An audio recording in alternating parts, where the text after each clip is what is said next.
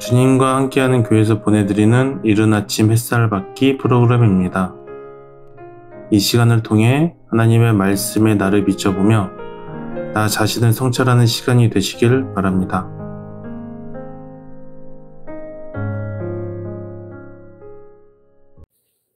이른 아침 햇살 받기 시간입니다. 오늘은 역대하 17장을 살펴보겠습니다. 17장은 아사의 아들 여호사밧이 왕이 되는 이야기가 담겨 있습니다. 17장 구조는 전체적으로 제가 쭉 개념을 설명드리겠습니다. 1절에서 6절까지는 여호사밧이 왕으로 즉위를 하죠. 근데 아사 왕의 아들답게 여호와를 따르는 신앙을 합니다. 여호사밧은 다윗의 처음 길을 따르고 바알을 의지하지 않았습니다. 바알에게 구하지 않았습니다. 이 말은 어떤 문제가 발생하고 또 어떤 바람이 있다고 한다면 오직 여호와만 의지했지 마음속에 혹시 바알 신에게도 기도를 하면 응답받지 않을까, 이런 두 마음을 쓰지 않았다는 이야기입니다. 그래서 여호와만을 의지해서 나라를 견고하게 하고 특히 종교 개혁을 합니다. 유다에 있는 산당, 아세라 목상 다 파괴했습니다. 여호사밧이 여호와를 즐겁게 하고 그래서 유다 가운데 높아졌다고 얘기를 합니다. 7절부터 9절까지는 아버지 아사 왕이 하지 않은 엄청난 종교개혁을 실행합니다. 율법 교육을 위해서 전국 순회교육단을 조직해서 파견합니다. 여호사밧이 방백들, 레위인들, 지상들 구성된 교육단을 꾸려서 유다 전역에 순회교육을 하게 됩니다. 그들이 여호와의 율법책을 가지고 백성들에게 가르쳤습니다. 여호사밧은 하나님 중심의 통치를 하면서 경건한 왕으로 등장했습니다. 그것을 어떻게 증명했느냐? 단순하게 율법을 강조하는 정도가 아니라 전 국민 교육을 실시했습니다. 신앙과 율법 교육을 통해서 종교 개혁을 추진하고 이 종교 개혁을 통해서 나라를 하나로 엮는 그런 역할을 했습니다. 10절에서 11절을 보면 하나님께서 주변 국가들에게 남유다를 두려워하게 만들었습니다. 그래서 맨날 괴롭히던 블레셋 등 주변 민족들이 조공을 바치기까지도 했습니다. 하나님의 보호와 그 하나님의 보호를 말미암아 주변국들과의 안정적 관계를, 평화 관계를 잘 유지했다고 얘기를 하고 있습니다. 12절부터 19절까지는 여호사밧이 더 강대해지고 요새 성읍을 잘 건축했고 또 군대 조직도 어떻게 했으며 이런 얘기가 나와 있습니다. 그래서 유다와 예루살렘의 거대한 군 세력이 어떻게 배치되는가를 또 설명하고 있습니다. 그래서 여호사밧이 왕이 된 17장의 이야기는 경건한 통치, 율법 교육의 전국적 시행, 하나님의 보호로 인해서 안정된 정국 운영, 그리고 그 가운데에서 군사력을 계속해서 키우고 있었다, 이런 얘기를 하고 있습니다. 저는 여기서 몇 가지 생각해 보고자 합니다.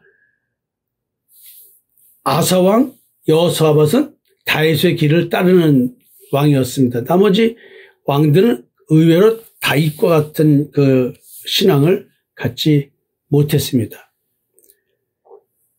앞에서도 얼핏 얘기했지만 조상 다윗의 처음 길로 행하여 바알들에게 구하지 아니하고, 우리 삶 속에서 때로는 미신적인 것, 때로는 내 양심에 바르게 살면 뭔가 잘 될 거야 라는 우리들의 무의식적인 생각들, 이게 지금 하나님을 의지하는 게 아니라 내 선을 의지하는, 내가 생각한 의를 의지하는, 즉 내가 만든 선악 구적 속에서 내가 선과 의로움을 택할 때에 나는 좋은 일이 생길 거야라고 하는 미신적인 일, 이것들이 바알에게 구하는 것이 아닌가 이런 생각을 해봅니다. 따라서 우리는 이런 신앙을 해서는 안 될 것 같습니다. 오직 하나님만 의지하라. 그래서 그렇게 신앙을 가져갈 때 여호와께서 나라를 그의 손에서 견고하게 하신다 했습니다.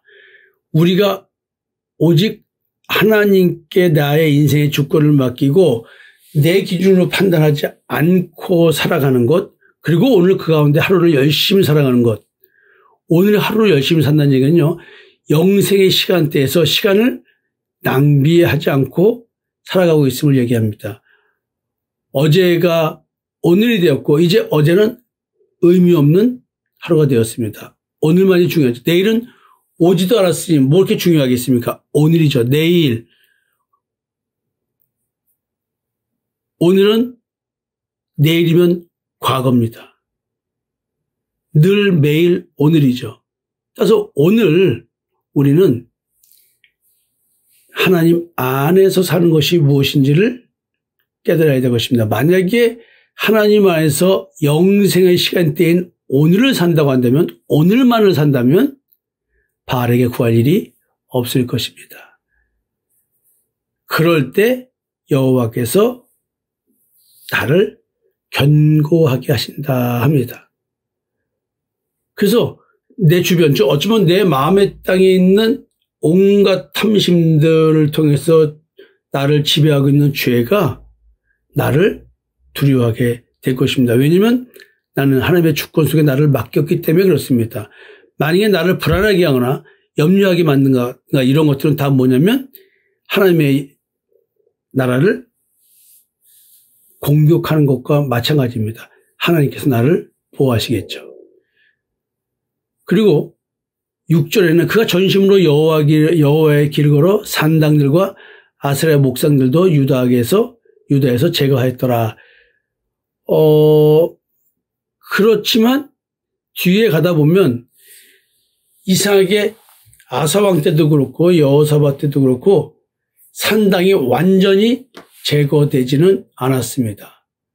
참 희한합니다. 어떻게 산당은 아버지나 아들이나 종교개혁을 그렇게 했는데도 산당이 없어지지 않았습니다. 제거되지 않았습니다.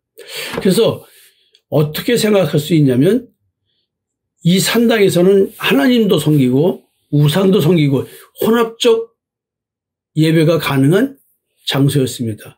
그렇지만 이 산당이라는 것은 예루살렘 성전이 지어지기 전까지는 여기서 하나님을 모신 거겠죠? 아직 성전 중심, 예루살렘 중심에 하나님의 이름을 두시고자 했던 그곳에서의 제사가, 예배가 국가적 상태로, 그 다음에 국민들 모두가 인정하는 그런 상태는 아직 아니었습니다. 그러니까 산당을 아사왕이나 여호사밧왕이나 다 제거하려고 했어도 완전한 제거를 이루지 못했던 것입니다. 왜냐하면 이것은 뿌리 박혀 있는 전통입니다. 조상의 전통, 그 시대의 문화, 또 아직 중앙집권적 예배가 될 수 없는 상황. 그러니까 이런 것들이 산당을 완전히 제거할 수 없는 상황이었던 것입니다. 그냥 종교개혁의 그 가장 본질은 뭐냐면 산당까지 완전히 제거해서 중앙집권적 제사제도가 이루어지는 것입니다. 아버지나 아들 모두 산당을 제거하려고 했지만 개혁적 의지는 강했지만 실제로는 완전한 철폐에 이르지 못했습니다. 만약 이거를 철폐할 경우, 완전히 철폐할 경우 아마 보이지 않는 국민적 저항이 있지 않을까. 그래서 산당을 완전히 제거한 일은 실패하지 않았는가 생각이 듭니다. 산당은 오랜 기간 유다사회에 뿌리내린 전통적 종교 시스템과도 같습니다. 단순히 우상 숭배 장소가 아니라 오래된 지방 예배, 제사, 관습이 이루어지는 그런 장소였습니다. 예루살렘 성전이 세워진 이후에도 멀리 있는 지방 사람들은 결국 가까운 산당에서 하나님을 예배 드릴 수밖에 없었을 것입니다. 산당은 지방의 종교와 문화와 사회 중심지였습니다.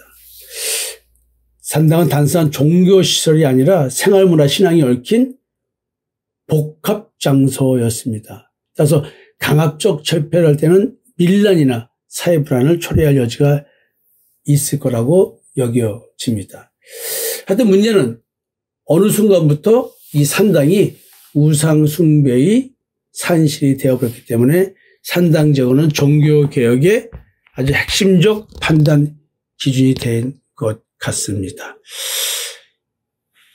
여러분들이 여호사밧 왕을 볼 때 훌륭한 왕입니다.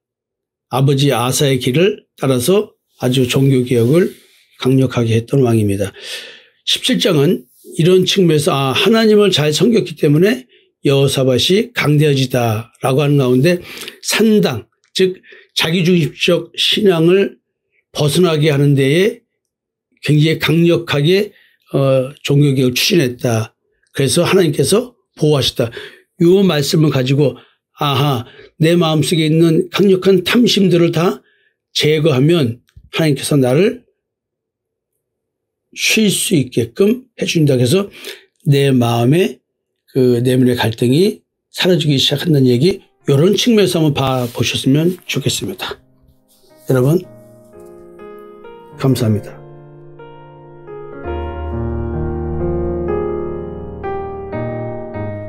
지금까지 이른 아침 햇살 받기 프로그램이었습니다. 오늘 하루도 믿음 안에서의 삶을 누리시는 여러분이 되시기를 기도합니다.